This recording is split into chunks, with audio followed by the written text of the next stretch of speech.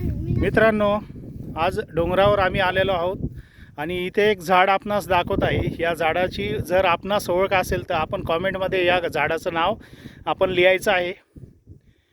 याला खूप काटे असतात आतमध्ये आणि याला फळंसुद्धा लागलेली आहे। आपण पाहू शकतात की याला कशी फळं आलेली आहेत। खूप सारी फळं आलेली आहे। सध्या ती पिवळ्या रंगाची असून बोराच्या आकाराची आहेत, पण पिकल्यावर त्याचा रंग जरा खाकी असा होतो, ब्राऊन कलरची होता ती, आणि गोड असतात आणि खूपच आयुर्वेदिक असं महत्त्व या झाडाचं आहे।